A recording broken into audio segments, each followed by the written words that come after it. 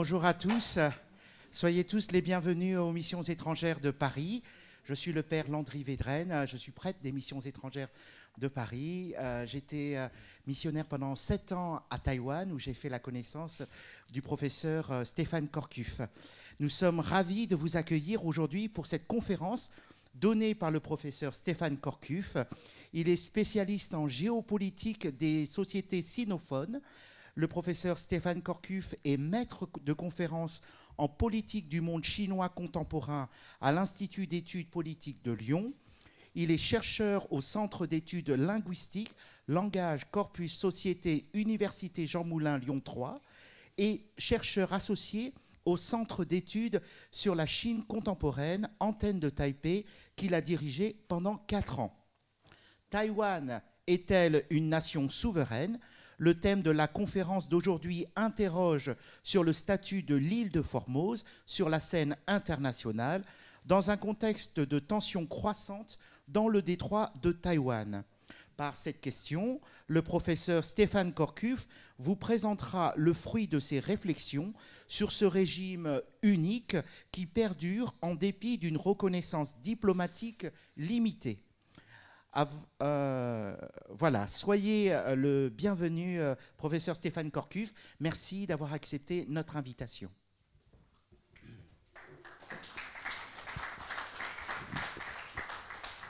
Pour les annonces du programme, ce sera après ? D'accord, très bien. Bien, alors bonsoir à tout le monde. Vu la clarté du ciel, je pense qu'on peut dire déjà presque bonsoir à mon avis. Voilà. Et avant de commencer, je voudrais tout d'abord remercier d'abord le supérieur général, le père Sénéchal, également le père Étienne Frécon, son adjoint, Marie-Caroline pour l'organisation et évidemment Landry, le père Védrenne, pour lequel je vais avoir un petit mot un peu particulier, c'est-à-dire que le père Védrenne et moi nous connaissons depuis une dizaine d'années. Et c'est un souvenir ému d'une rencontre à Taïwan, alors que tu apprenais le taïwanais. Et plusieurs rencontres après, des échanges intellectuels, notamment sur le mémoire de master que tu faisais à l'époque, sur la diplomatie vaticane, qui était déjà très prometteur. Et ce qui se passe aujourd'hui dans ta thèse est absolument merveilleux. Je pense que plusieurs d'entre nous ont eu la chance de t'entendre ici. C'est vraiment un sujet magnifique et un conférencier hors pair. Et puis, on a des petits souvenirs aussi sympathiques d'échanges de manuels de latin. Voilà, c'est assez rigolo. Voilà, il se trouve qu'il enseignait le latin à des Taïwanais. Ce qui se comprend aussi. Si, ça se comprend pour un prêtre. Sauf que son manuel, qui était le même que le mien, un jour ne lui a pas été rendu. Et que des années après, il me l'a dit comme ça, voilà, sur le ton de la conversation, j'avais le même manuel que je gardais précieusement depuis mes années de lycée, et je te l'ai offert. Voilà. Donc il y a des transits de manuels de latin entre nous, et on ne fait pas que d'échanger sur l'histoire et la politique de l'Asie. Pour les initiés, c'est le manuel de la grammaire Magnard. Pour ceux qui connaissent le latin Magnard. Vous vous rappelez tous de sa couverture, voilà. On l'a tous eu, n'est-ce pas ? Voilà. Et le gaffio, si jamais on ne te le rend pas, je l'ai aussi. Voilà. Alors, j'ai proposé comme sujet aujourd'hui une question qui me fait en fait penser, on parlait des années de lycée, un peu à une question de philo, du bac. Taïwan est-elle une nation souveraine ? Pourquoi une question de philo ? Parce qu'une nation souveraine, voilà 2 mots qu'on n'a pas l'habitude d'accoler l'un à côté de l'autre. On va plutôt parler d'État souverain. Mais une nation souveraine, évidemment, c'était un peu provocateur. Mais aussi parce que, au fond, la question sur Taïwan, qui est très compliquée à comprendre, qu'est-ce que Taïwan ? Comment est perçu Taïwan ? Vers où va Taïwan ? Quel est son rapport ou ses rapports avec la Chine ? Finalement, on verra que beaucoup de choses tournent autour de cette façon que je vous propose de résumer. Deuxième petit point d'introduction sur ce mot souverain. J'étais il y a 1 an et demi à peu près, c'était en juillet 2022, à ce qu'on appelle le Forum Kaita-Golan, qui est un forum public organisé par la présidence de la République à Taïwan sur la sécurité en Asie. et où on échange des idées sur les questions de géopolitique, et assez centré autour de Taïwan. Et le ministre des Affaires étrangères, Joseph Wu, ou Zhao Xie, recevait les convives après, dans un dîner très officiel. C'était encore dans l'époque Covid, donc nous étions sur des tables extrêmement longues. Bon, bref. Et il y avait un ancien ministre de la Défense australien, deux d'ailleurs, dont l'un refusait pertinemment de considérer Taïwan, la République de Chine, son nom officiel, comme un État souverain. Alors évidemment, c'est un sujet que dont j'aime bien discuter. Alors, comme il était ancien ministre et qu'il avait été concerné par des dossiers de vente d'armes et de géopolitique et de stratégie dans la zone, j'ai essayé de le titiller un petit peu en lui demandant pourquoi il considérait que la République de Chine n'était pas souveraine. Évidemment, fausse naïveté, puisque c'est toujours un débat aujourd'hui, c'est même mon sujet. Et alors, en dépit de toutes les indications que j'ai pu lui donner pour montrer que l'idée d'un régime souverain de fait, mais pas de droit, de facto, mais pas de jure, était à mes yeux une ineptie. Et que donc je lui ai donné plein d'arguments pour essayer de lui faire réaliser que le problème se trouve ailleurs et peut-être plus dans le regard qu'on porte et qui change que sur la situation juridique elle-même.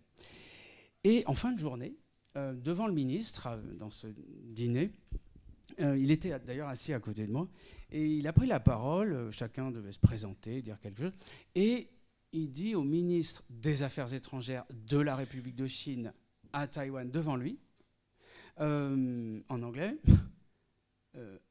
aussi abruptement que votre régime a tout de la souveraineté, mais n'est pas souverain. Qu'est-ce que c'est que ce régime ? Alors j'ai eu envie de lui dire, bon, le dernier argument que j'ai envie de vous donner, c'est qui vous a donné un visa sur votre passeport ? Bon, en l'occurrence, c'est un ministre, il a dû avoir un visa de courtoisie, je suppose, mais peut-être pas un visa comme nous.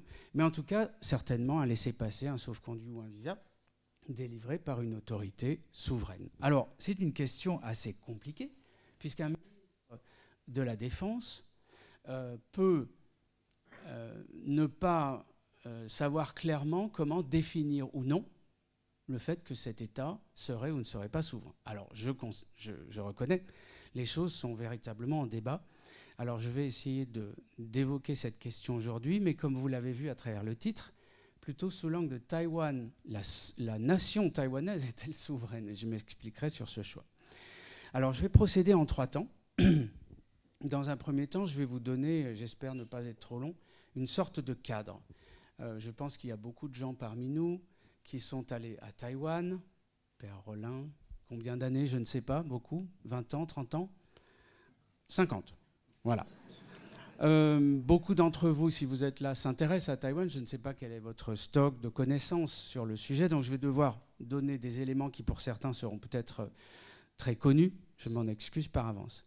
Et là, je ferai un petit panorama sur le plan institutionnel, historique et sociétal, en donnant quelques idées.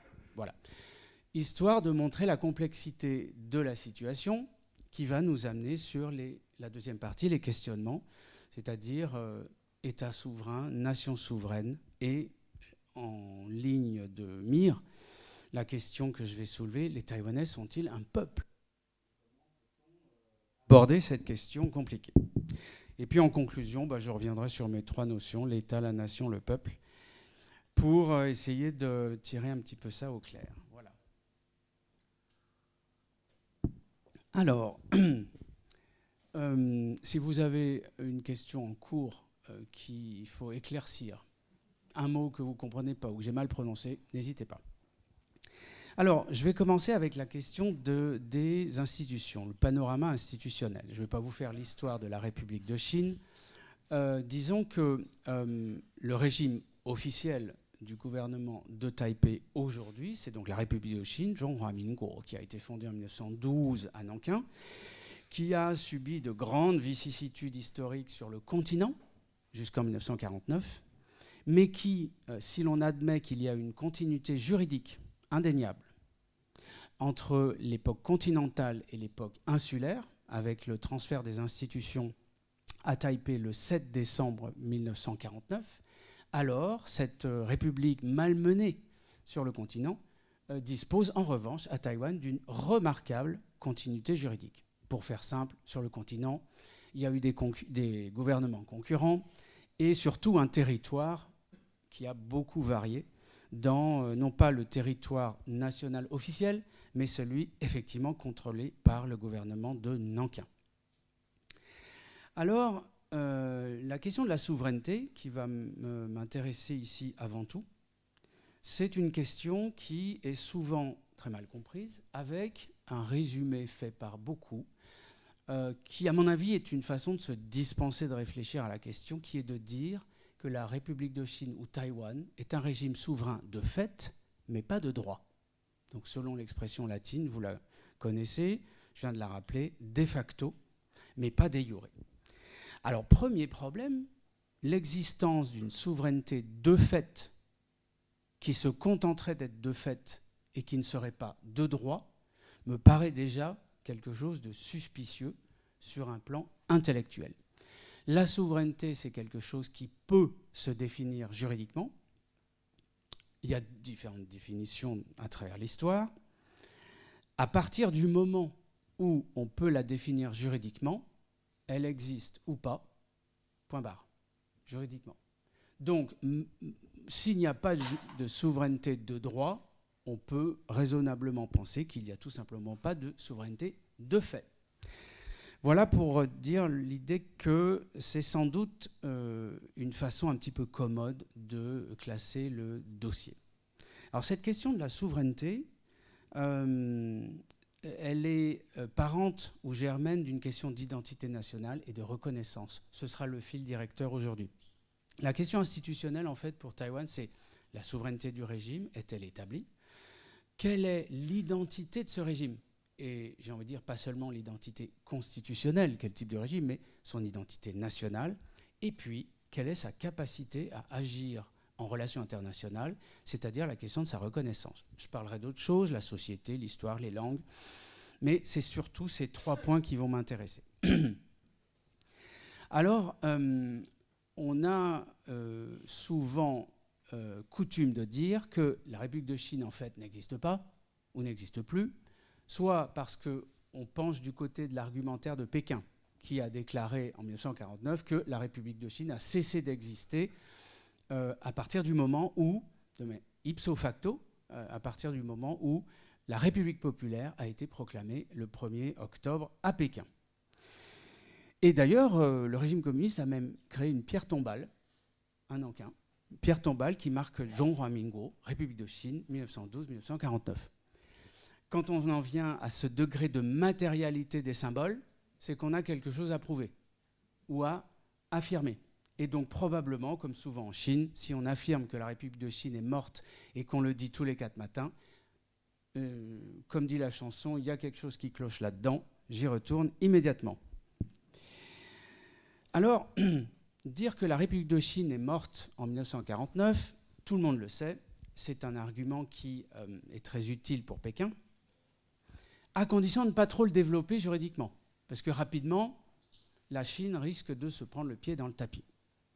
Alors cette question de la souveraineté du régime qui se serait arrêté en 1949, elle a déjà plusieurs contestations juridiques assez faciles. Le premier, c'est que la République a transporté ses institutions à Taipei et avec elle toutes les ambassades des pays, rares à l'époque, qui n'avaient pas reconnu immédiatement la République populaire. Et au nombre desquels on comptait l'Union soviétique, les démocraties populaires, la Grande-Bretagne, pour des raisons liées au statut de Hong Kong, et 1 ou 2 pays du nord de l'Europe.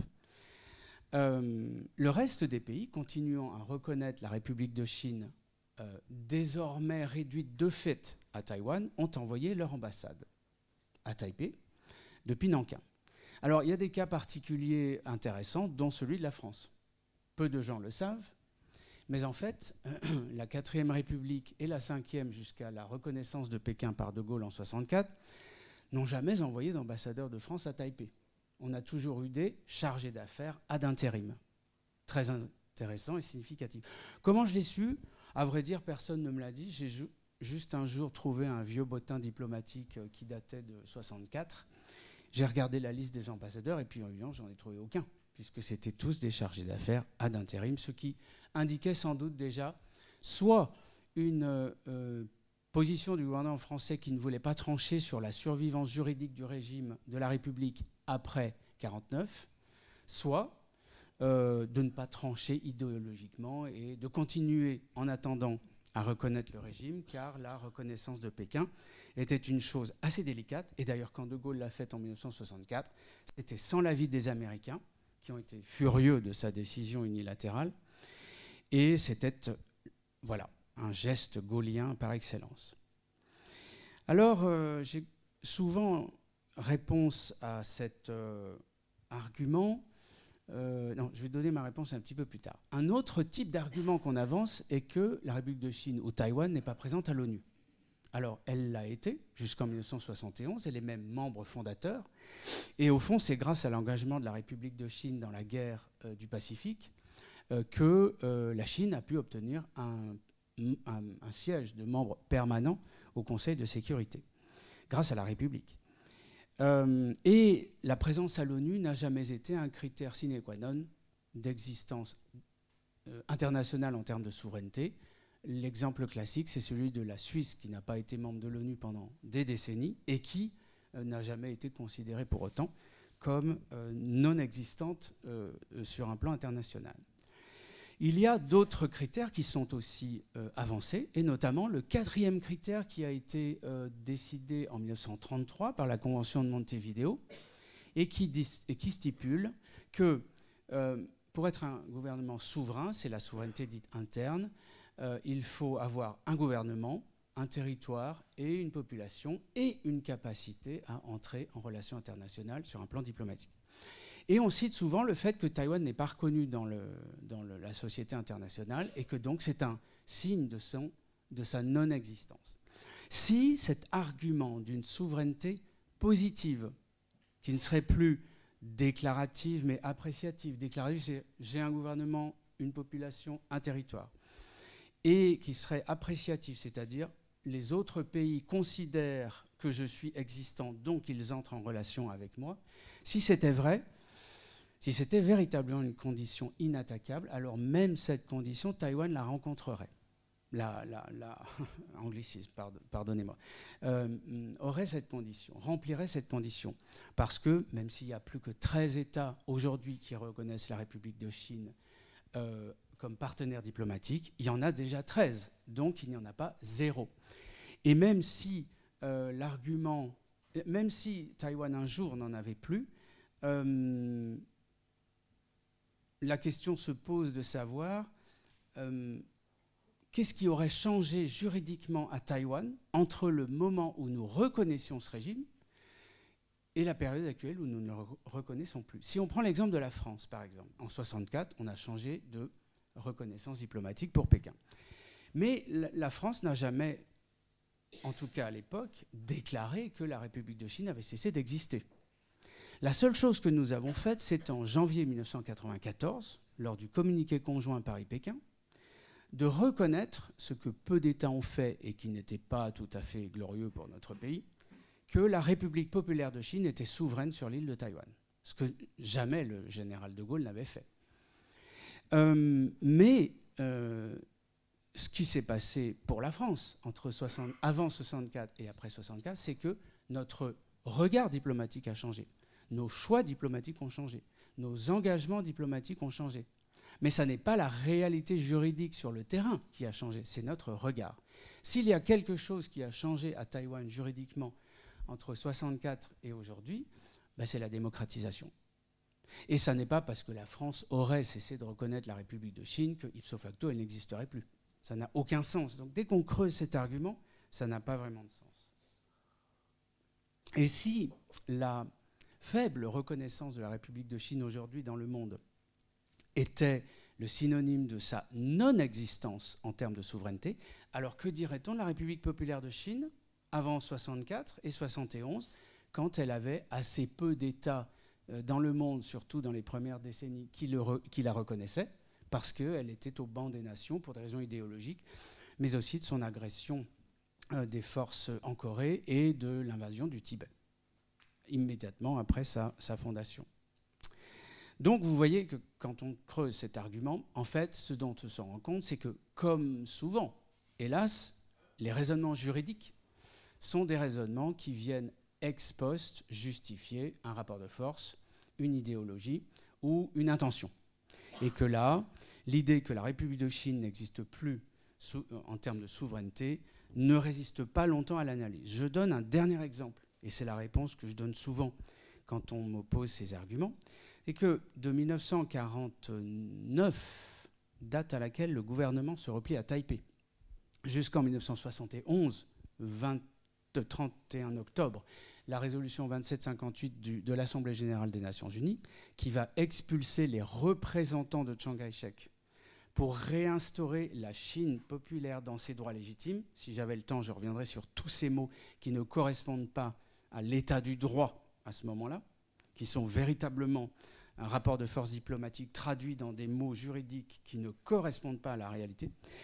Eh bien, pendant cette période où la République de Chine est censée avoir disparu, certes, la République populaire de Chine a réussi, avant d'entrer, à faire voter une résolution qui emploie ces mots, réinstaurer la République populaire dans ses droits légitimes. Elle n'existait pas en 1945. Vous voyez déjà un problème de cette phrase. Mais pour autant, le secrétariat général des Nations unies n'a jamais, en 1971, ni après, décidé que tous les traités internationaux signés par la République de Chine entre 1949 et 1971 et qui ont été enregistrés dans la collection des traités valides des Nations unies ne seraient plus valides. En clair, si les traités en question ont toujours une raison d'être valides parce qu'ils n'ont pas été abrogés ou que leur raison d'être n'existe plus, eh bien, ils sont toujours valides. Donc ce serait quand même assez cocasse de garder à l'ONU des traités internationaux valides tout en déclarant que la République de Chine n'était plus souveraine à ce moment-là. Bref, je pourrais ratiociner longtemps là-dessus, mais c'est évidemment un petit peu... voilà, un petit peu, je pense que c'est clair pour vous. La question est beaucoup plus complexe qu'on ne veut bien le dire. Alors, les deux points suivants, j'irai beaucoup plus vite. La question institutionnelle à Taïwan se décline, je vous le disais aussi, avec la question de l'identité nationale et celle de la reconnaissance diplomatique. La question de l'identité nationale, pour le dire en deux phrases très simplement, on a, et je pense que tout le monde ici le sait, un régime républicain chinois qui a renversé l'Empire, qui a combattu les seigneurs de la guerre, qui a tenté de créer une Chine moderne, qui a tenté d'imposer une langue nouvelle, le mandarin, qui a été créé en 1913, enfin on va revenir là-dessus si vous voulez, qui est une révolution comme on n'a jamais connue dans l'histoire, c'est-à-dire une langue nouvelle imposée à 700 millions d'habitants, et non pas par un colonisateur impérial sur une petite vallée ou une province récupérée. Donc ce projet démocratique est une véritable révolution, et ce même régime qui a modernisé la Chine et essayé de créer un nationalisme chinois moderne se retrouve celui-là même qui perd la Chine, qui l'a réunifiée, qui l'a porté à l'ONU, etc. Et cet immense gouvernement corrompu, mais aussi modernisateur, qui mélangeait des éléments de démocratie et de fascisme de manière très intéressante, se retrouve replié à Taïwan, avec ses ambassades, sa banque centrale, les trésors les plus magnifiques du Musée national du Palais, 900 000 continentaux. On dit souvent 2 millions, je ne vais pas trop détailler, mais c'est complètement faux, c'est un chiffre de propagande, j'en ai parlé dans plein d'écrits, mais ce chiffre continue à circuler. 900 000 continentaux qui arrivent à Taïwan, pour 6 millions d'habitants à Taïwan à l'époque, et qui va instaurer une dictature. Alors ces dictatures, on a l'impression que Chiang Kai-shek était un dictateur né. En fait, c'est beaucoup plus compliqué. À vrai dire, Chiang Kai-shek, semble-t-il, ne comprenait à peu près rien à la démocratie. Mais il était sincèrement animé de l'objectif de son mentor, le fondateur de la République, Sun Yat-sen, de donner à la Chine une démocratie aux couleurs de la Chine après une période de tutelle politique, le temps de réformer tout ça, et tutelle politique évidemment aux mains du parti qu'il dirigeait, le Kuomintang.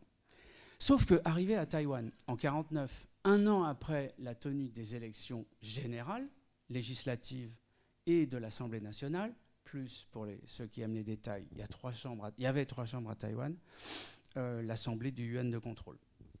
L'année suivante, le gouvernement arrive à Taïwan. Qu'est-ce qu'on va faire à la fin du mandat des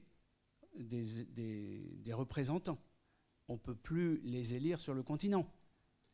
Donc, plutôt que de réduire le corps électoral à l'île de Taïwan, ce qui, avec le temps passant, aurait conduit le gouvernement à reconnaître une forme de localisation, voire son exil définitif, alors Chiang Kai-shek a décidé de proroger éternellement les mandats des parlementaires élus en 1948, à savoir qu'en 1992, quand enfin, on a aboli ces chambres, un certain nombre étaient morts et plusieurs arrivaient pour les sessions sur leur chaise roulante avec leur goutte à goutte et leur infirmière qui les amenait en séance. Et donc ceux qui mouraient avant 1992, on les remplaçait avec un électorat qui était tiré dans ces 900 000 continentaux dont je vous parle, parmi ceux qui venaient des provinces dont étaient élus les représentants. Bref, une façon de maintenir une fiction juridique. Et c'est ça, en fait, qui a justifié la dictature. Cette dictature, pourquoi? C'est ça qui l'a justifiée. Parce qu'il a fallu interrompre le fonctionnement normal de la Constitution par des dispositions temporaires qui ont temporairement, mais ça a duré quand même 50 ans, 48 ans, qui ont temporairement changé la nature du régime qui était présidentiel, donc tout à fait démocratique, en régime suspendu où le président peut se faire réélire, se représenter. Et évidemment, Chiang Kai-shek a été président jusqu'à sa mort. Voilà une autre façon de présenter pourquoi Taïwan, sous Chiang Kai-shek, est devenue une dictature. C'est moins par appétence pour la dictature que d'une sorte d'impossibilité de faire fonctionner la démocratie qui, si elle avait fonctionné au titre de la Constitution, aurait inévitablement, très rapidement, donné le pouvoir aux indépendantistes. D'accord ? Voilà. Et puis, il faut le dire, les indépendantistes arrivant au pouvoir, c'était la mort de la République de Chine, cette fois pour de bon. Et donc, cette angoisse existentielle pour le régime justifiait pleinement à ses yeux le fait que la dictature était instaurée de manière temporaire, sauf que ça a duré longtemps, puisque le régime continental ne s'est jamais effondré. Voilà. Donc la souveraineté, l'identité nationale qui a changé, parce qu'avec la démocratisation, elle s'est taïwanisée, cette république, et la question de la reconnaissance sont 3 questions qui sont des questions juridiques, des questions philosophico-politiques, la nation, et des questions de droit international et de géopolitique, la reconnaissance. Alors, comme j'ai déjà parlé longtemps, 27 minutes, j'avais tellement de choses à dire. Je vais résumer les points d'histoire et de société en disant 2 petites choses. Voilà, Taïwan, j'ai longtemps, dans mes travaux, dit que voilà, dans les années 80, 90, elle expérimentait un processus de spécification identitaire qui la distanciait de la Chine. On est tous à peu près d'accord là-dessus. Sauf qu'en fait, je m'intéresse aussi beaucoup depuis longtemps à l'histoire plus ancienne de Taïwan, à partir notamment du XVIIe siècle. Et j'ai reformulé cet argument il y a quelques mois en disant, en fait, ce n'est pas une spécification identitaire de Taïwan qui va la distancier de la Chine à partir de la démocratisation de Taïwan, etc. Ce n'est pas ça. C'est qu'à partir des années 80-90, Taïwan va recouvrir une indépendance. Alors, Taïwan est indépendant de la Chine depuis 1949, mais va retrouver une maîtrise de son destin qui est mise entre parenthèses avec l'arrivée des Chinois en 1661 et des Mandchous en 1683. Ce qu'il faut bien voir, c'est que avant le XVIIe siècle, Taïwan ne fait pas partie de l'histoire de la Chine. Voilà. Ensuite, il y a des bifurcations historiques qui viennent en fait d'un cataclysme géopolitique qui est l'invasion de l'Empire des Ming par les Mandchous à partir de 1644, qui se termine en 1661. Taïwan sera un dommage collatéral. Mais avant ça, Taïwan entretient des liens de multiples façons. Il n'y a pas d'État constitué, mais l'histoire de Taïwan, pour peu qu'on puisse l'écrire en l'absence d'écriture à l'époque des populations aborigènes, ne fait pas partie de l'histoire de la Chine. D'ailleurs, il y a un phénomène d'ignorance de la Chine sur Taïwan qui est beaucoup plus long et donc qui arrive beaucoup plus tard dans l'histoire que, par exemple, l'archipel des Pingru, qui est dans le détroit de Taïwan, ou le royaume des Ryukyu, tout petit, à côté de l'île de Taïwan, qui est un petit peu au-dessus, et même des Philippines, au sud du détroit de Bashi. Voilà pour l'histoire. Ensuite, les Chinois arrivent, les Mandchous, puis les Japonais, la République, Chiang Kai-shek, le centre se délocalise à Taïwan, et tout cela entre dans un processus de spécification identitaire, de restauration d'une identité taïwanaise ou de réinvention d'une identité taïwanaise, donc avec la question de la souveraineté et de la reconnaissance, de la question géopolitique qu'il y a derrière. Vous pouvez imaginer que la question de l'identité nationale est complexe. La République de Chine étant de fait, mais pas de droit, une république de Taïwan aujourd'hui. Alors souvent on me pose la question, pourquoi la République de Chine n'a-t-elle pas changé son nom? C'est que, en fait, les conséquences seraient énormes en termes de message géopolitique, de conséquences dans le détroit de Taïwan, et puis de conséquences sur tout l'ordre des symboles politiques qu'il faudrait du coup réaligner, même si pour la plupart ils sont réalignés de fait, mais il faudrait changer l'hymne national, le drapeau, etc. Voilà. Pour ce qui est de la société, finalement, la pluralité de la société taïwanaise, c'est la résultante de tout cela. Et le résultat est très complexe. Un seul exemple là-dessus, la question linguistique. Le chinois mandarin inventé en 1913 à la conférence d'unification des tons à Pékin, je dois, et je le résume très mal, tout cela à mon collègue Johan Goudin, et qui, par un décret de 1932 de Chiang Kai-shek, un décret qui va décider que ce nouveau mandarin aura la prononciation du dialecte de Pékin. Cette langue est déjà nouvelle en Chine. Alors vous imaginez Taïwan en 1949. Personne ne la parle. Les gens parlent pour certains et évidemment japonais. Il va falloir transiter du japonais au Minnan, parce que les gens ne parlent pas mandarin de Pékin. Et puis, une fois que le gouvernement aura bien tenu les choses, passer du Minnan au mandarin et jusqu'à l'éradication du Minnan des discours officiels de la télé, de la radio. Voilà, donc sur le plan linguistique, on a 57,3% des gens qui parlent Minnan, on va dire naturellement. En plus, ils parlent mandarin, c'est la langue nationale. 18% qui parlent naturellement la langue Hakka, ou les langues Hakka. Et on a 19 à 20% qui ne parlent que le mandarin, c'est-à-dire qui ne sont pas taïwanais de souche, on va dire, et qui sont issus de ces populations continentales. Voilà. Mais le mandarin est la langue nationale. Alors, on a donc une variété ethno-culturelle et linguistique que, évidemment, la démocratisation politise. Parce que quand on doit élire des représentants et qu'on a en toile de fond la question de la souveraineté, de la paix dans le détroit, de l'identité nationale, de la reconnaissance, du soutien ou non des États-Unis, des ventes d'armes, etc., et qu'on a, comme dans toute bonne démocratie qui se respecte, des candidats qui vont forcer le trait, ou bien, en tout cas, le jeu démocratique dans une élection, c'est de montrer sa différence pour se faire élire. Et souvent, les différences sont exagérées.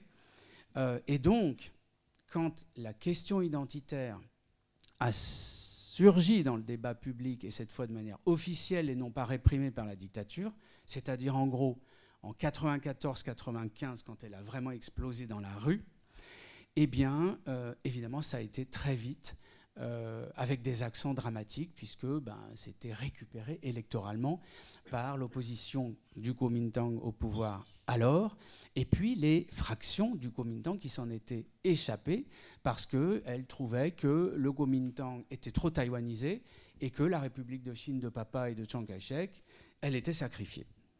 Donc ça a été homérique, mais jamais avec de la violence physique, une tentative d'assassinat quand même du président Chen Shui-bian en 2004, mais à part ça, une transition globalement pacifique.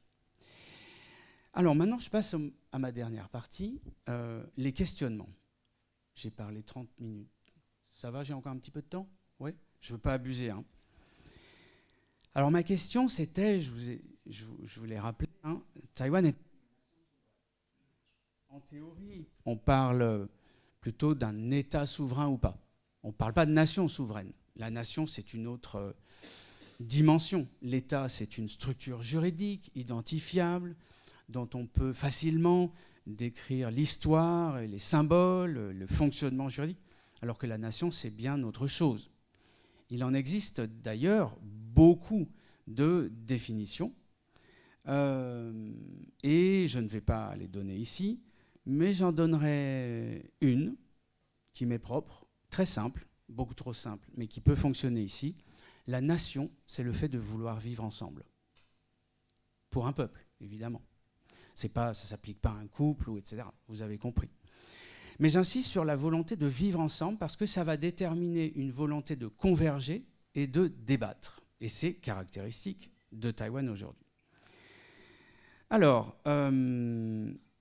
j'ai l'impression que dire une nation souveraine, c'est pas un oxymore, c'est deux termes un peu contradictoires. Mais peut-être pas tant que ça, en fait. Vous allez voir mon raisonnement. Le raisonnement que je vais vous proposer maintenant, c'est d'essayer de montrer qu'un État souverain, pour moi, il n'y a aucun doute sur un plan juridique, mais j'admets qu'il y ait débat et d'autres interprétations juridiques. Une nation souveraine, ça se voulait provocateur de réflexion, mais un peuple souverain, je pense que la question se pose et ça nous ramène au fondement de notre théorie de la représentation populaire, que Taïwan applique très bien. Alors, si l'État souverain est, à mon avis, indubitablement souverain, est contesté comme tel par différents discours, et que on ne peut pas véritablement parler de souveraineté d'une nation, mais c'est juste une spécification des mots, peut-on parler, du coup, d'un peuple taïwanais? Là, c'est comme la nation. Les définitions du peuple sont nombreuses, mais vous conviendrez que dans le peuple, il y a une idée de volonté de se donner un destin commun. Il n'y a pas que ça. Je vais proposer plein de critères à l'analyse.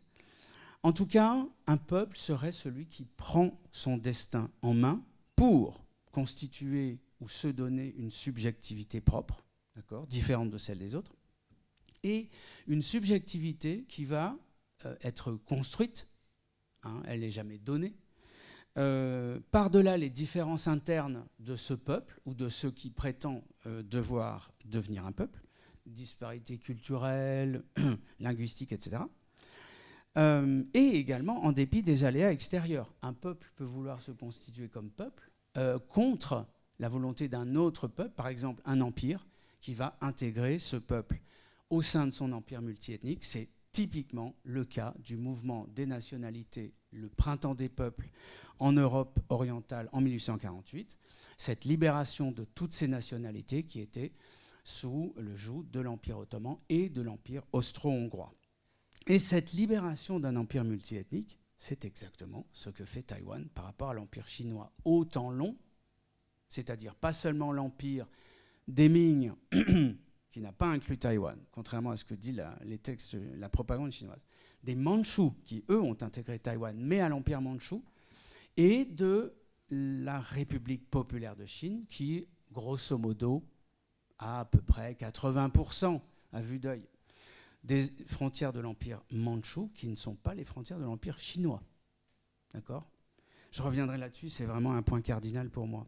Donc pour moi, la République populaire est un empire multiethnique qui tente de passer un État-nation par des moyens pas toujours très glorieux, hein, notamment l'envoi massif de Chinois Han dans les pays comme le Tibet, que les Mandchous n'ont jamais intégré à leur empire, hein, voilà, et les Chinois encore moins, et qui sont désormais minoritaires dans leur pays.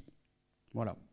Du coup, c'est exactement ce qui se passe en fait pour Taïwan, sauf que c'est une île et non pas une région d'Europe centrale, et qu'ils parlent aujourd'hui la même langue que ceux dont ils essayent de quitter, dont ils essaient de rejeter la tutelle, la Chine populaire. Mais comme vous le savez, cette langue commune est assez récente. Par contre, le modèle culturel, lui, n'est pas si récent, et la matrice culturelle chinoise à Taïwan est indéniable. Mais ce n'est ni la première, ni la seule, ni nécessairement la plus efficiente. D'ailleurs, qu'est-ce qu'une matrice culturelle chinoise à part des questions religieuses, l'usage des caractères chinois, mais l'identité de la Chine telle que l'a promue à Taïwan Chiang Kai-shek était une identité composite, recréée, modernisée, tout comme évidemment celle de la République populaire pour la Chine continentale aujourd'hui. Alors, si on peut supposer, et je terminerai avec ce point, que les Taïwanais en tant que population insulaire ont peut-être pris le chemin de ces nationalités d'Europe centrale de secouer un joug impérial pour promulguer un État et pour se donner une nation propre. Les nations d'Europe centrale, comme les nôtres, ont été créées par des intellectuels, des artistes, des écrivains, sur un fond culturel existant. On n'a pas des identités nationales comme ça, c'est comme chez nous, hein, bien sûr.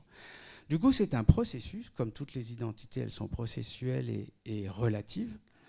Alors, si les Taïwanais sont engagés là-dedans, ne peut-on pas envisager quelques autres critères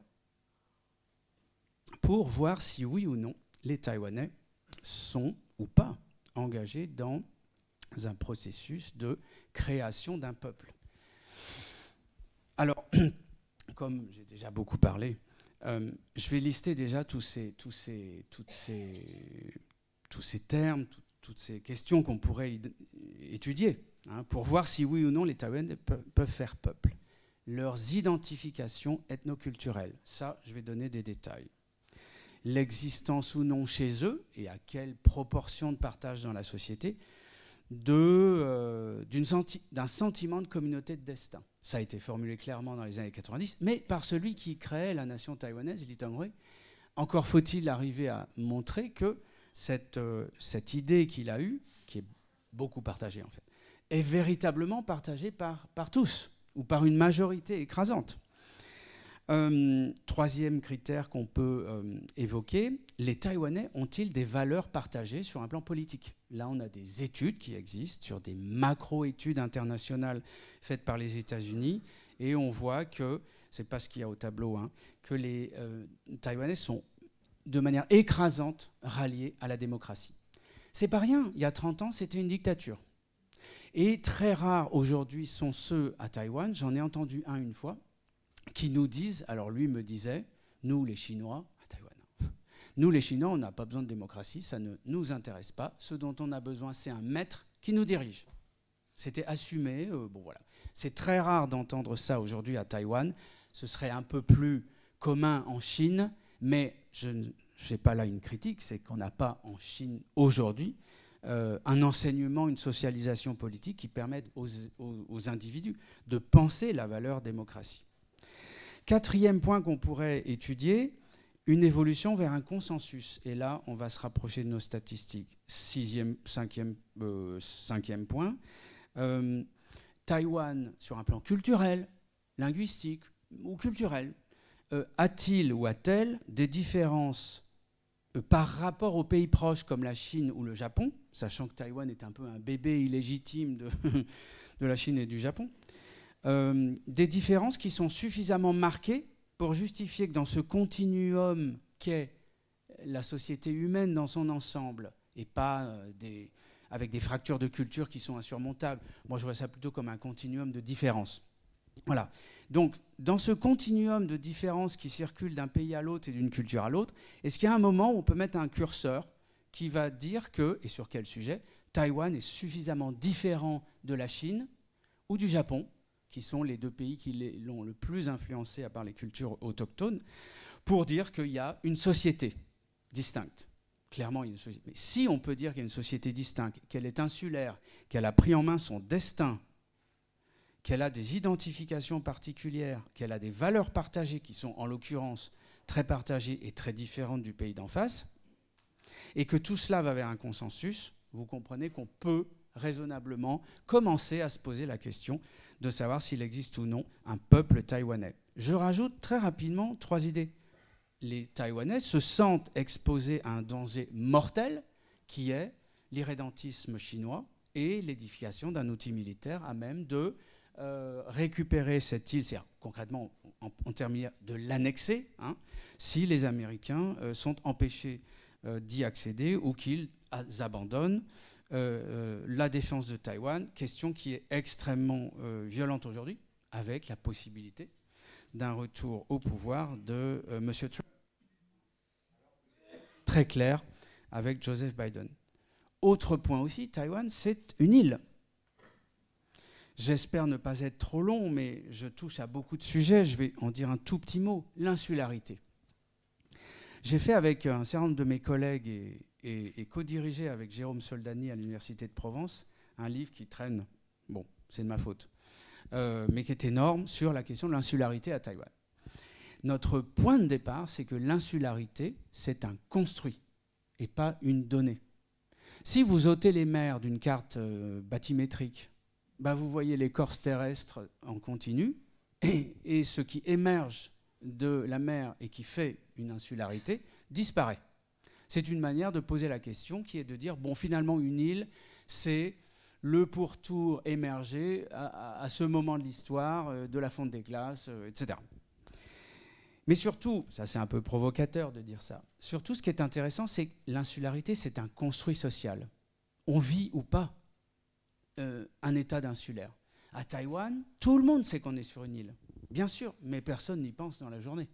Si ce n'est quand on est un pêcheur, un marin-pêcheur, qu'on habite face à la mer et qu'on voit le coucher de soleil ou le lever du soleil. Sinon, on est à Taipei, on peut voir des mouettes. Non, il n'y a pas de mouettes à Taïwan.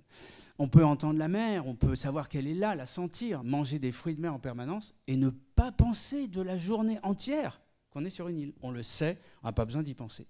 Par contre, l'insularité se construit dans des œuvres littéraires, dans des formes d'expression artistique. Et, je cite ça dans ma thèse, ça fait déjà 20 ans, quand j'étudie les continentaux qui postulent, alors qu'ils sont nés à Taïwan et grandis à Taïwan, que leur pays c'est la Chine, dont Taïwan fait partie, et qui me disent « Ah, je pars en vacances demain, tu vas où ? Je vais en Thaïlande. » Comment ils disent « Je pars en vacances ?»« Je quitte le pays. » Je ne l'invente pas, hein.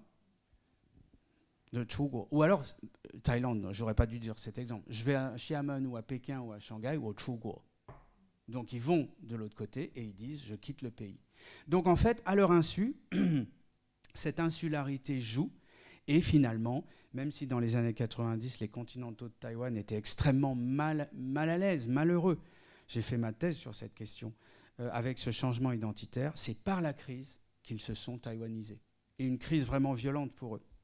Et qui n'était pas dénuée d'un mépris extraordinaire pour beaucoup, voire pour les plus extrêmes d'entre eux, d'un appel à l'invasion. Une de mes étudiantes que j'avais à l'époque, je lui enseignais le français, elle, très jolie fille, très sûre d'elle, et sur les marches de la Bibliothèque nationale, je posais ces questions, elle me dit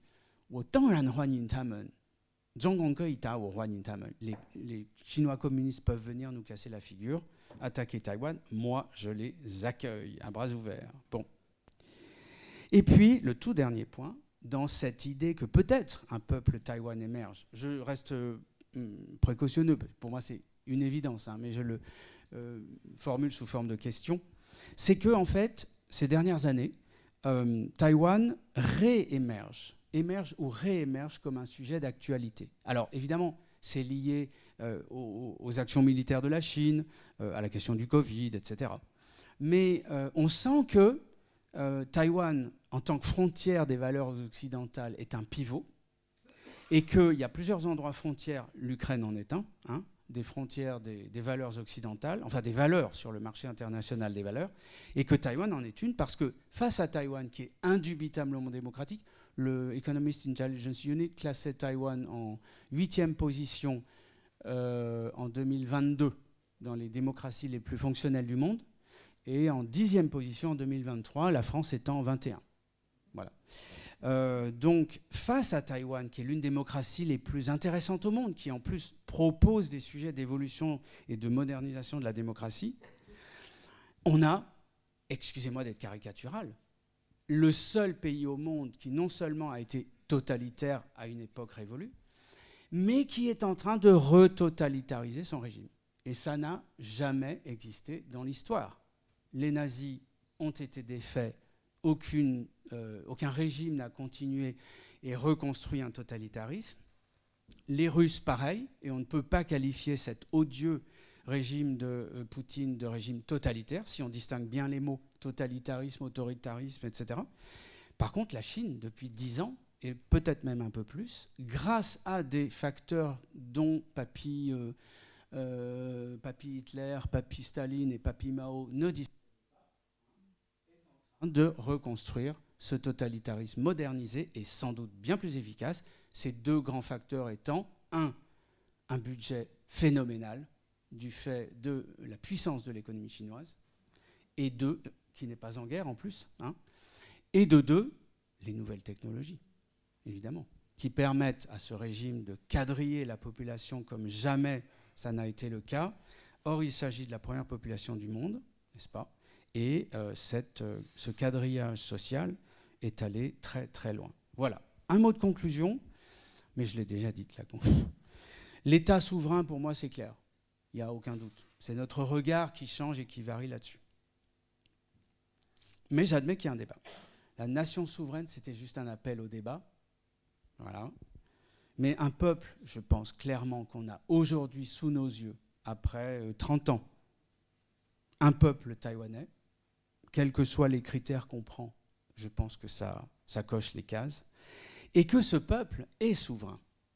Il est souverain parce qu'on lui a imposé ses structures politiques, la République de Chine, mais il vote aux élections, et les taux de participation aux élections sont phénoménaux. Une présidentielle à Taïwan, comme on en aura une le 13 janvier, vous allez voir, ce sera 75% de participation. D'accord? On aimerait avoir ça chez nous, hein. Et puis, non seulement il joue le jeu des élections, et vous allez voir ceux qui considèrent que l'avenir de Taïwan ne doit pas être à l'indépendance permanente, mais à l'unification, et qui sont ceux qui considèrent que la démocratisation, en fait, a permis à l'expression identitaire taïwanaise d'émerger, et que donc la démocratisation leur a retiré leur carte. Ces gens-là, l'unification as soon as possible, c'est 1,6%. Et ils ne descendent pas de très haut, hein, d'accord, 94 jusqu'à aujourd'hui. Après, alors, avant de parler de ces chiffres, voilà, je finis juste sur l'idée du peuple souverain. Il vote, donc il valide ce système politique qui lui a été imposé.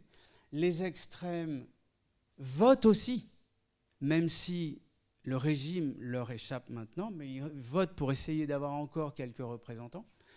Mais la taïwanisation du régime est évidente. Et quand on a, en 2014, la prise du Parlement pendant 1 mois par les étudiants, puis la société civile, c'est le seul mouvement Occupy qui ait fonctionné dans l'histoire du mouvement Occupy. Et la réussite de ce mouvement, qui a pris le Parlement donc pacifiquement pendant 3 semaines, eh bien, c'est tout simplement l'arrêt de tous les accords entre Taïwan et la Chine, qui étaient négociés à l'époque par le Kuomintang, non pas pro-chinois, mais très opposé à l'édification d'une nation taïwanaise. Eh bien, ces accords ont été arrêtés immédiatement par une poignée d'étudiants et la société civile, et n'ont jamais repris depuis, même sous la fin de la mandature de Ma Ying-jeou de l'époque. Alors, maintenant, je vous propose de regarder un petit peu. Ça va si je pose le micro? Non, pas trop? Allez, je le garde. Je vais vous montrer, pour conclure, 2 séries statistiques. L'une a commencé en 1992, l'autre a été rajoutée 2 ans après, et sont conduites toutes les années. Petit historique, parce que sans doute beaucoup d'entre vous connaissent ces statistiques, mais pas forcément leur histoire. En 1992, le président de la République, c'est Lee Teng-hui, taïwanais de souche, président de la République de Chine. Il n'est jamais allé sur le continent. Enfin, je ne vais pas rentrer dans les détails pour 1946, à une époque où il y avait des liens et qu'il était probablement un jeune intellectuel communiste. Et Lee Teng-hui a fait des offres de paix à la Chine qui s'est braquée, ou qu'il n'a pas cru, et qui a vu là des manœuvres pour l'indépendance, a bloqué tout et perdu certainement la seule chance qu'ils auraient eue de progresser sur un accord au bénéfice des Et puis, en 92, c'est l'année où Lee Teng-hui suspend ces dispositions qui modifiaient la Constitution pendant la dictature. D'accord ? Il se dit, le gouvernement de la République n'est pas capable de savoir que pense la population de ces deux tabous du passé, évidemment. C'est-à-dire que dans le passé, on n'avait pas le droit, sous la dictature, de dire qu'on était indépendantiste. Et puis, on n'avait pas le droit de questionner l'objectif sacré de la reconquête du continent et de l'unification des deux bords sous la bannière du Kuomintang. Et comme ce n'était pas contestable, eh bien, on n'avait aucune idée des points de vue de la population. Donc, il va lancer en 92 un premier sondage sur « Vous considérez-vous comme Taïwanais ?» On est très bas, regardez, 30 ans après, de 17,6 à 62,8. Vous considérez-vous comme Chinois ? On n'était pas très haut, mais quand même, un quart de la population, 25,5, on est à 2,5. Là, ça veut dire Chinois seulement. Et puis, vous considérez-vous comme à la fois Chinois et Taïwanais. Et là, on a un affaissement qui bénéficie évidemment à ceux qui se considèrent comme Taïwanais exclusivement. Mais bon, globalement, on passe de 46 à 30. Il y a un effritement, on va dire. Bon, là, on a des graphes qui sont extrêmement clairs. On a un effet de ciseau assez vite, 94-95, qui est exactement cette année, ces 2 années dont je vous parlais tout à l'heure. Et puis, ça se confirme pendant toutes les années qui suivent. Maintenant, 2 ans après, le gouvernement se dit, on va ouvrir une deuxième boîte de Pandore et faire des sondages sur un autre interdit, c'est est-ce que vous souhaitez que Taïwan s'unifie avec l'autre rive, évidemment sous la bannière du continent, du Kuomintang, ou bien est-ce que vous préférez le statu quo, l'indépendance, avec une variation, le statu quo permanent, le statu quo suivi de l'indépendance, ou le statu quo suivi de l'unification. Une note de bas de page ici, c'est important, quand on parle de l'indépendance, c'est un vocable politisé du Kuomintang et du Parti communiste chinois, qui est daté des années 50. Quand on parle d'indépendance de Taïwan, ça ne veut pas dire que Taïwan est dépendant de la Chine. Taïwan, c'est la République de Chine, elle est souveraine et indépendante. On emploie aujourd'hui ce mot qui n'a plus aucun sens. Il faudrait dire changement de nom du régime. D'accord ? Mais c'est utile pour la Chine de garder ce mot. Parce qu'à partir du moment où elle dit que Taïwan veut proclamer son indépendance, ça veut dire que dans la Charte des Nations Unies, elle a le droit de s'y opposer, c'est-à-dire pour faire face à un sécessionniste depuis son territoire. C'est absolument pas la situation, mais elle le dit tout le temps. Alors, en fait, pour faire très simple, les variables sur l'unification sont basses et s'effondrent. Les variables sur l'indépendance, tout de suite ou plus tard, augmentent toutes. Pour donner une idée très simple et résumer, j'ai fait le calcul tout à l'heure. Si vous additionnez toutes les réponses possibles qui s'opposent à l'unification, soit tout de suite, soit ultérieurement, et quelle que soit l'option, c'est-à-dire le statu quo pour toujours, l'indépendance tout de suite, l'indépendance et le statu quo suivi de l'indépendance, bref, 3 solutions qui s'opposent à une unification, on est à 75% de l'électorat taïwanais. On ne fait pas cette agrégation de chiffres quand on commente ce graphe, mais moi je le fais toujours, je pense que c'est intéressant. 75% de la population est opposée à l'unification avec la Chine, 62% se considèrent comme taïwanais exclusivement, et si on ajoute ceux qui se considèrent comme taïwanais exclusivement et taïwanais chinois, on est à 93% de la population. Voilà. Je vous remercie de votre attention, j'espère que j'aurai beaucoup de questions.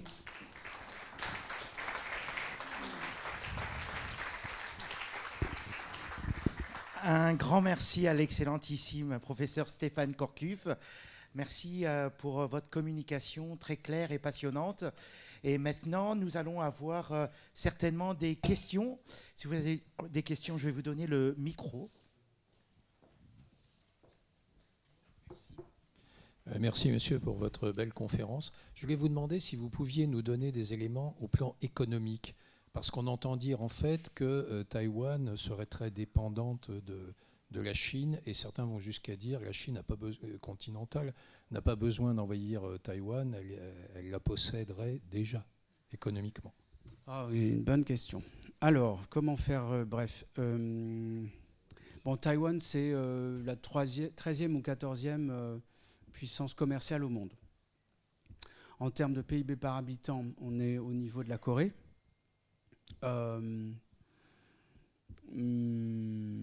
Et les investissements sur le continent, effectivement, ont été considérables à partir de 88.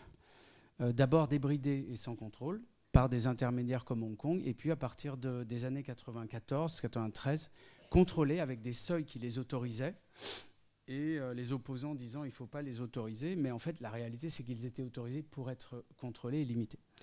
Et puis avec ces contrôles qui ont toujours été relâchés progressivement, les investissements n'ont jamais cessé d'augmenter, en dépit de toutes sortes de faillites, etc. On a des innombrables histoires comme ça à Taïwan. Mais ce qui est intéressant, c'est qu'à partir de 2016 et l'arrivée au pouvoir de Mme Tsai, présidente du Parti démocrate progressiste, une nouvelle inflexion est donnée, avec cette fois un objectif assumé de faire réduire, et pas seulement de contrôler, les investissements taïwanais en Chine pour réduire cette indépendance. Et à partir de 2020, on a effectivement une réduction du nombre et du montant des investissements taïwanais en Chine, avec, dans certains secteurs, des reconversions considérables vers l'Asie du Sud-Est ou vers l'Inde. Ce qui d'ailleurs est partagé par d'autres pays, notamment le Japon. Alors, la question que vous posez à la fin, qui ferait dire à certains donc que la Chine n'a pas besoin d'envahir Taïwan, la possédant déjà. Il y a deux choses dans cette phrase. C'est vrai, ce serait très bien si la Chine, en fait, on n'a pas besoin de l'envahir. Mais je ne dirais pas parce qu'on la possède déjà, mais parce qu'ils auraient tout d'un coup retrouvé dans la sagesse chinoise antique, dont je veux bien discuter, moi et certains collègues d'ailleurs, avec eux, mais bon, on n'a pas cette prétention, qui permettrait aux Chinois de trouver des raisons proprement chinoises de trouver des solutions qui seraient mutuellement bénéfiques pour les deux rives, sans que la Chine populaire y perde la face. Mais il se trouve que cette notion de souveraineté dont j'ai parlé, qui est une invention européenne, voilà, je voulais en parler au début, puis j'ai oublié, a été récupérée par la Chine très tard d'ailleurs, au XIXe siècle et au XXe siècle, la notion de la souveraineté de type westphalienne, mais qu'aujourd'hui elle est arc-boutée dessus. Nous dépassons cette vision surannée et un peu belliqueuse de la souveraineté, c'est-à-dire l'exclusivité du pouvoir sur son territoire, et sa dimension internationale d'être reconnue en capacité d'ouvrir des relations internationales avec d'autres États identiques. On dépasse ça avec la construction européenne et toutes sortes de choses. Mais la Chine, sur la question de ses frontières, non, elle est arc-boutée sur cette vision-là. Donc ce serait super que la Chine se dise ça. Je ne suis pas sûr qu'elle se le dise. Et en fait, elle possède de moins en moins Taïwan. Et je vous ai parlé tout à l'heure du mouvement des tournesols en 2014. C'est intéressant parce que la raison qui a ému profondément d'abord les militants, puis les étudiants, puis la société civile, est que le gouvernement du Kuomintang à l'époque était engagé dans la signature, la négociation à huis clos, sans représentation nationale et sans mandat, d'accords qui auraient ouvert le secteur des services aux investissements chinois. Et jusque-là, c'était extrêmement limité, le secteur des services. Le secteur des services, c'est 3/4 de l'économie taïwanaise. Donc l'ouverture du secteur des services aux investissements chinois, c'était non seulement toute l'économie taïwanaise qui était ouverte, ou presque, mais surtout des secteurs comme l'édition, mais même l'impression. Vous voyez les conséquences. On sait très bien ce qui s'est passé à Hong Kong. Donc la Chine ne peut pas juste compter sur l'économie pour y arriver, même si elle a sans doute pensé pendant longtemps qu'elle pourrait peut-être faire l'économie d'une guerre coûteuse et dangereuse et pas gagner d'avance avec les liens économiques. Aujourd'hui, et je trouve votre question vraiment excellente, je pense qu'on peut tirer la conclusion que l'économie ne sert pas à rapprocher les deux rives, voire même le contraire, parce que ça induit des phénomènes de concurrence, notamment sur les marchés mondiaux.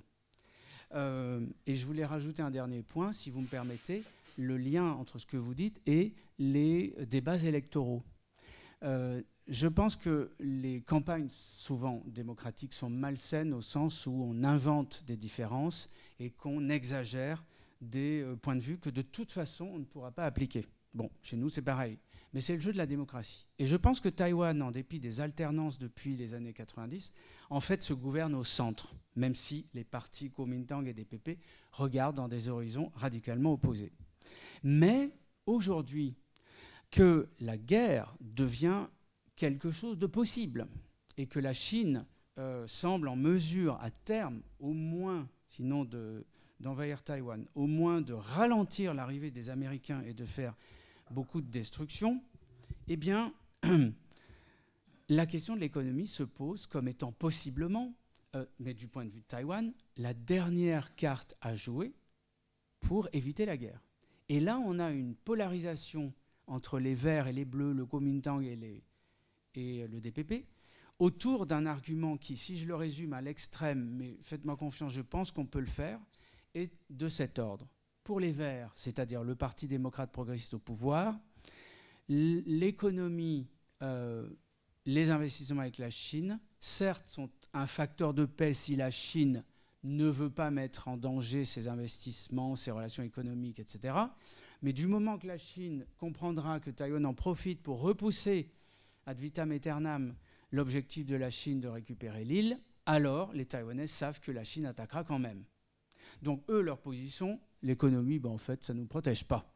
Et ça nous rend même dépendants de la Chine. Et en vis-à-vis, c'est un argument que je pense est assez admissible en tant que géopolitiste. Et en vis-à-vis, les Bleus sont à court d'arguments pour expliquer la réalité toute simple, c'est que la Chine veut la disparition de leur régime. Donc de toute façon, ils trouveront un moyen, et la seule chose qui les en empêche, c'est la dissuasion, et notamment la dissuasion américaine. Mais ils ne lâcheront jamais.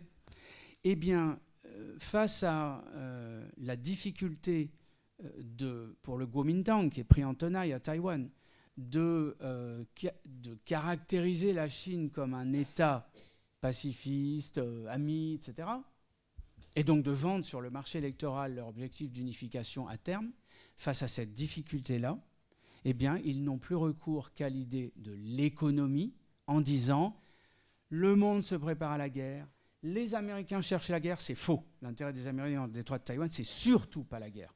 Bon.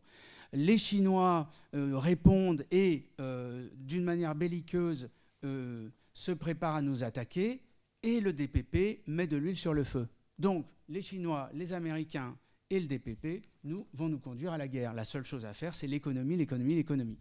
Mais vous comprenez bien qu'ils oublient juste un élément qui n'est pas dans leur logiciel idéologique, qui est que le Parti communiste, leur ex-ennemi, puisque le Kuomintang a perdu face aux communistes en Chine, eh bien, n'a pas changé. Sa tactique, c'est toujours celle du Front uni, et qu'ils ne lâcheront pas Taïwan, même s'ils n'ont pas compris qu'ils l'ont déjà perdu depuis longtemps. Enfin, ils n'ont jamais contrôlé Taïwan. Donc le Kuomintang, là, a une position sur l'économie qui n'est pas valide géopolitiquement. Voilà. Je vous remercie pour votre question. Merci.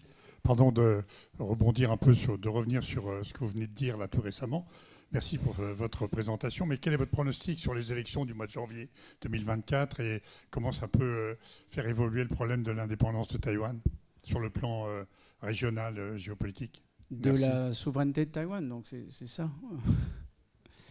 Puisque Taïwan est indépendante en tant que République de Chine. Alors, on a des nouvelles ce matin. Vous avez peut-être lu la presse, le camp, les trois oppositions, les oppositions au parti au pouvoir, qui sont essentiellement des oppositions du Kuomintang et de ses anciens... pas seulement du Kuomintang, mais bon, il y a les oppositions au parti au pouvoir divisent finalement, les oppositions. C'est un peu là que ce que je dis. Bref, l'opposition est divisée, voilà, pour faire plus simple. Et c'est un vieux serpent de mer dans ces cas-là. C'était déjà le cas en 2003-2004 quand Chen Shui-bian du DPP était au pouvoir. La seule solution qui leur paraît possible, c'est de s'unir. Sauf qu'on est dans un système présidentiel américain avec un ticket, président, vice-président. Que là, on avait 3 candidats contre Lai Ching-te, le vice-président actuel. et sa vice-présidente putative qui pourrait être l'ambassadrice de Taïwan à Washington. Bon, je passe les détails. Et ces 3 candidats d'opposition sont le candidat officiel du Kuomintang, personne sans doute très intéressante, mais qui n'est pas du tout apte qui n'est pas une personnalité médiatique, qui n'a pas de charisme médiatique, et dont la ligne de conduite est clairement en dire le moins possible pour éviter les erreurs. Voilà, chef de la police du comté de Taipei, voilà, quelqu'un de très rigoureux, qui a fait du bon travail, mais alors vraiment, pour savoir ses positions là-dessus, c'est même pas la peine. À côté de lui, celui qui est l'ancien maire de Taipei, Ko Wen-je, et qui est quelqu'un qui semble, de l'avis de tous, avoir des vrais soucis de cohérence intellectuelle et psychologique. Il semble qu'il ait un syndrome d'Asperger, ce qui en soi n'est pas un souci, sauf que quand on est homme politique, c'est un petit peu ennuyeux, et qu'il est d'une violence incroyable face à tous ses ennemis, avec des arguments qui sont parfois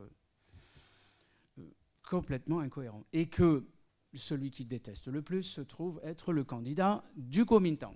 Alors vous imaginez comment on pouvait envisager une candidate. Le 3e étant Guo Taiming, Terry Go, donc le patron de l'entreprise Ronghai International, qui commercialise la marque Foxconn.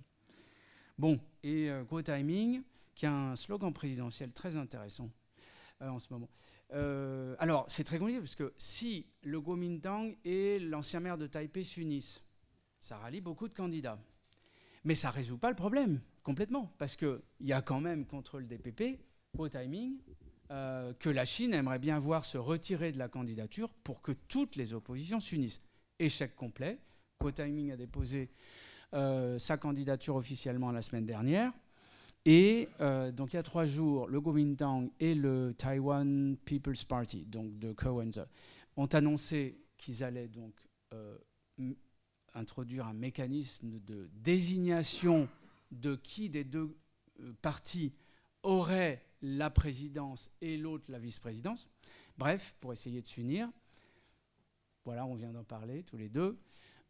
Et puis les résultats sont tombés ce matin, comme je l'avais pronostiqué. Ils ne sont pas d'accord, et donc ça tombe à l'eau. Voilà. RFI m'a posé la question mercredi, j'étais en cours, voilà, c'est vrai, j'étais pas sûr, hein, mais à mon avis, ça ne peut pas marcher, ils se détestent, il y a déjà eu la même chose. Bon bref, alors, ils ont arrêté tout de suite. Alors du coup, ça veut dire que depuis ce matin, on sait qu'on revient sur une situation où Lai Ching-te a des chances d'être élu. Voilà. Alors après, quelles conséquences sur le détroit de Taïwan? Lai Ching-te, c'est pas une personnalité qui est très versée dans les relations internationales. À ce que je sais, après il se révélera peut-être, c'est un super gestionnaire, ça a été l'un des meilleurs élus de Taïwan, au point qu'en chinois on l'appelle, je ne sais pas, il y a des Taïwanais parmi vous, Lai Shen, le dieu Lai. Voilà, bon, c'était l'ancien maire de Tainan. Et donc il est devenu vice-président. Je ne trouve pas qu'il ait un charisme fou, mais enfin, Tsai Ing-wen, elle est quand même extrêmement peu charismatique non plus. Son charisme, pour moi, c'est son intelligence superbe. Lui, c'est quelqu'un de populaire. Il sait parler au peuple. Il a vraiment des chances d'être élu. On verra ce qui va se passer dans le détroit de Taïwan. Mais ce qui est sûr, c'est qu'il est tout sauf provocateur, comme Tsai Ing-wen d'ailleurs, qui s'est bien gardé de la moindre déclaration un peu va-t-en-guerre, au contraire. Et au contraire de ce qu'il dit la Chine. Et du coup, là, il sera sans doute sur la même ligne. Il a été son vice-président, c'est le même parti. On ne peut surtout pas prendre le moindre risque aujourd'hui avec les batteries de missiles et les préparations militaires. Donc, a priori, jusqu'à dans les 5 ans qui viennent, pour le prochain mandat de 4 ans, ça devrait rester calme avec régulièrement des exercices militaires chinois. Dès qu'un personnage américain de très haut niveau va à Taïwan ou qu'un personnage politique taïwanais fait une escale aux États-Unis. Voilà. Bonjour, s'il vous plaît. Quelle est la part des ethnies indigènes en termes de démographie et en termes d'influence sur l'opinion générale des Taïwanais? Alors, c'est à peu près 2% de la population taïwanaise, plusieurs centaines de milliers d'habitants. Il il m'arrive de dire, mais c'est un peu provoque, qu'ils sont beaucoup plus nombreux aujourd'hui qu'au XVIIe siècle quand les Chinois sont arrivés. C'est vrai que ça reconfigure un peu les choses, mais néanmoins, ils sont depuis toujours dans une situation doublement déclassée. La première, c'est que les Chinois Han, arrivés du continent à partir du XVIIe siècle et ceux de manière continue jusqu'au XXe siècle, leur ont grignoté leurs terres. La plupart du temps par des moyens légaux, des achats de terres par contrat, mais avec des termes inégaux, évidemment. Et doublement déclassés parce qu'en fait, ils ont vu cette vague de colonisation arriver, des gens du continent qui ne sont pas la même ethnie, la même culture, qui sont vus comme des envahisseurs. Et puis ça a continué jusqu'à l'arrivée de Chiang Kai-shek, donc en 1949. Et là, il s'est passé quelque chose de tout à fait extraordinaire. Les aborigènes de Taïwan, les Austronésiens, ont vu cette arrivée de Chinois du continent. Et je pense que vous aurez, Père, peut-être des opinions plus nuancées. Mais un certain nombre ont vu ces continentaux comme des libérateurs, parce qu'en fait, ils arrivaient comme policiers, agents de l'ordre, pour mettre un peu fin à ces débordements des Taïwanais de souche, des Chinois anciens mais devenus Taïwanais, contre lesquels les aborigènes ont gardé une haine ancestrale. Et il a fallu attendre les années 90 et 2000 pour qu'un changement, mais 2000, même le milieu des années 2000, pour qu'un changement de mentalité s'opère. Pendant les 2 décennies de la démocratisation, les aborigènes de Taïwan votaient majoritairement pour le Kuomintang, qui avait une vision réunificatrice de l'avenir. Pourquoi ? Eh bien, ça s'explique très simplement, parce que pendant 50 ans, le Kuomintang a eu une politique patronaliste et qui, en fait, mettait des freins à ces achats de terre et à cette marginalisation des Taïwanais par les Minnan, les ennemis de toujours. Sauf qu'ils se sont bien rendus compte au bout d'un moment, les aborigènes, que la politique développementaliste du Kuomintang n'était pas propice à la sauvegarde de leur langue. Merci les MEP et les dictionnaires que vous avez faits. Et que c'est le DPP, qui n'avait jamais la faveur électorale des aborigènes, qui en fait était véritablement engagé dans la défense de ce qui peut être encore défendu, des langues et des cultures aborigènes. Merci pour votre voilà peut-être une dernière question. Oui, j'aimerais juste prolonger sur les aborigènes. Dans quelle mesure l'identité taïwanaise regroupe un petit peu une vision, vous avez parlé en particulier des langues, donc d'un côté les langues chinoises, de l'autre côté les langues austronésiennes, 2 familles de langues complètement différentes. Est-ce que le fait d'avoir ces 2 familles de langues présentes fait partie aujourd'hui de l'identité future de Taïwan ? Alors juste une toute petite autre question, c'est une question de géographie. Il y a plein de petites îles comme Kinmen, Matsui et compagnie, certaines étant très très proches du continent chinois. Est-ce que donc les Chinois pourraient envahir ces îles en 24 heures? Enfin, et quel est l'impact géographique de ces petites îles? 2 excellentes questions auxquelles j'ai beaucoup réfléchi. Alors pour la première, une réponse simple. Pendant toute la dictature, grand chiniste, nationaliste chinoise moderne, tout ça, les aborigènes ont été considérés comme ce que la Chine populaire appelle des minorités ethniques. D'accord ? On avait globalement repris leur dénomination des classements des Japonais à l'époque coloniale et on n'a pas vraiment fait beaucoup d'efforts de préservation. Il y en a eu quand même. Bon, il faut être juste, mais très peu. Et ces langues se sont éteintes les unes après les autres. Il en meurt encore régulièrement toutes les quelques années. Il y en a, vous connaissez très bien la situation vous-même. Bon, voilà, je ne vais pas dire ce que vous savez. Mais ce que je voudrais dire, c'est que, et je fais ma réponse évidemment aux autres participants, puisque vous connaissez ça très bien, un vrai changement me semble être arrivé avec le Parti démocrate progressiste. Dans un premier temps, ils ont trouvé commode de mobiliser la dimension austronésienne pour montrer leurs différences matricielles par rapport à la culture chinoise, en disant « nous sommes métis ». Et c'est vrai. Mais ce n'était pas seulement stratégique. Et ils étaient véritablement sur une optique intellectuelle et morale différente qui est de dire ces peuples-là sont opprimés, ont été déclassés, sont souvent sans emploi, très souvent prompts à l'alcoolisme, on leur a piqué leurs terres, il y a quelque chose à redresser. Et le grand changement est arrivé le 20 mai 2016 avec le discours d'investiture de Madame Tsai, qui a été un discours extraordinaire. Et qui a, malheureusement, contrairement à ce que disent beaucoup de militants aborigènes très demandeurs, évidemment, hein, qui a été suivi des faits. Voilà, tout ne peut pas être fait d'un coup. Première question. Deuxième question, alors, en fait, depuis quelques années, nous, les spécialistes de Taïwan dans l'université française, on a pris coutume de parler de l'archipel taïwanais. Alors, vous citez Kinmen et Matsu, qui sont véritablement enchâssés dans la côte chinoise et qui pourraient être évidemment pris par la Chine très rapidement, mais sans grand intérêt. Ce serait une alerte. Bon, voilà. Comme le disait Mao Zedong, mais ne prenons pas Kinmen. C'est la main de Chiang Kai-shek dans nos bras. Par contre, la question qui se pose, c'est sur d'autres îles de cet archipel, et notamment cette île des Penghu, voilà, qui est intégrée en Chine, et pas en Chine en fait, dans l'empire mongol, pour la première fois dans le périmètre chinois. Et ils ne sont pas allés à Taïwan. Hein, c'est un peu ce que je disais tout à l'heure. Et cet archipel de Penghu est extrêmement intéressant. Qui commande Penghu commande le détroit de Taïwan. Et ça fait 4 siècles qu'on le sait. C'est par là, d'ailleurs, en 1624, que la Vereinigte Ostindische Compagnie hollandaise s'est implantée à Taïwan pour sa première expérience coloniale de l'île. Voilà. Donc, si les Chinois prenaient Penghu, alors ce serait un coup de semonce, mais ça déclencherait probablement une guerre que la Chine ne voudrait pas déclencher, sinon elle ne prendrait pas que Penghu. Donc j'y crois pas non plus. Ce serait vraiment stupide.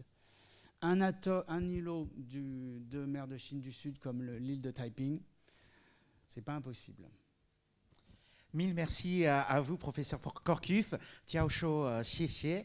On vous applaudit bien fort.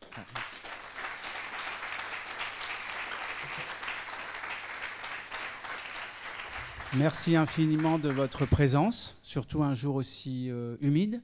Et merci beaucoup de votre attention. C'était long, je suis désolé. Non, et merci beaucoup. Alors, merci de vos questions.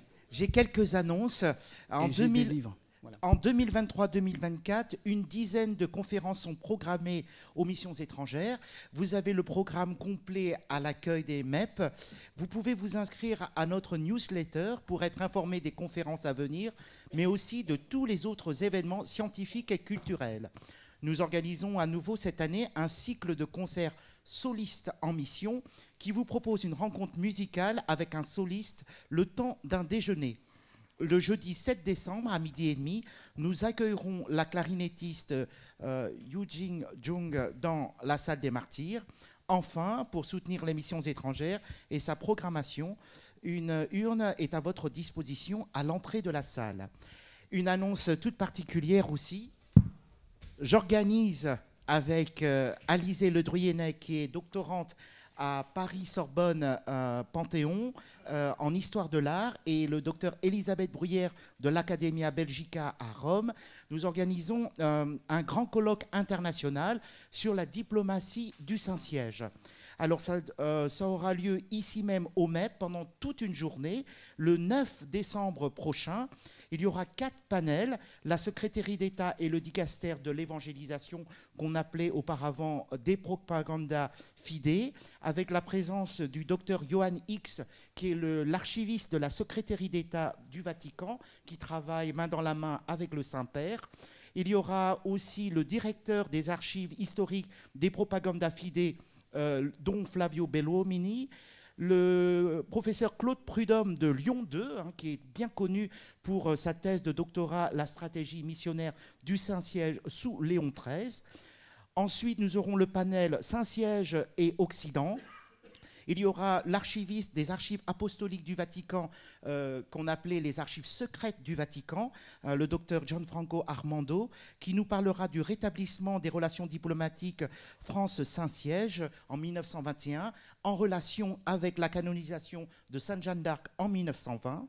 Le père Roberto Regoli, qui est le directeur de la chaire de la grégorienne, qui nous parlera du Saint-Siège et des États-Unis sous le pontificat de Pie XII. L'après-midi, nous aurons le Saint-Siège et les missions, avec des études à partir des archives de Pie XII au Congo belge, à Léopoldville. Moi-même, je vous parlerai des relations Saint-Siège Chine, République de Chine, l'élaboration d'une sinopolitique, c'est le concept que je propose pour ma thèse, de 1919 à 1946.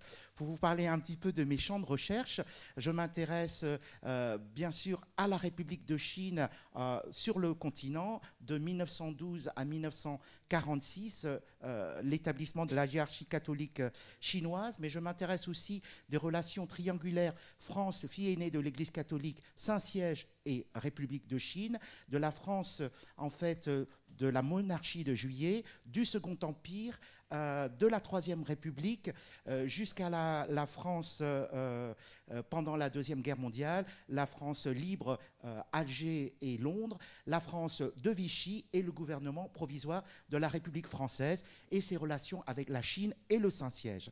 Voilà. Ensuite, l'après-midi, on aura un panel, le Saint-Siège et la diplomatie de l'art.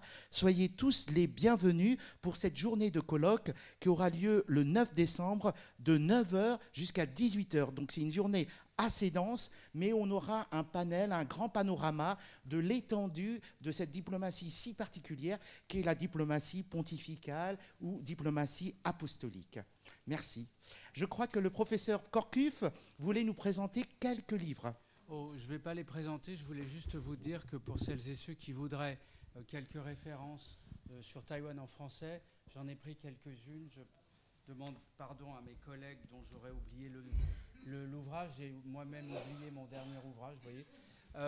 Avec le dernier ouvrage en date d'Arnaud Vollerin de Libération, le numéro Historia 911 que j'ai dirigé sur Taïwan Histoire avec beaucoup d'éléments. Un magnifique ouvrage de Chantal John, retraitée de l'Université d'Aix-Marseille, Taïwan, les enjeux du patrimoine et de la mémoire, extraordinaire.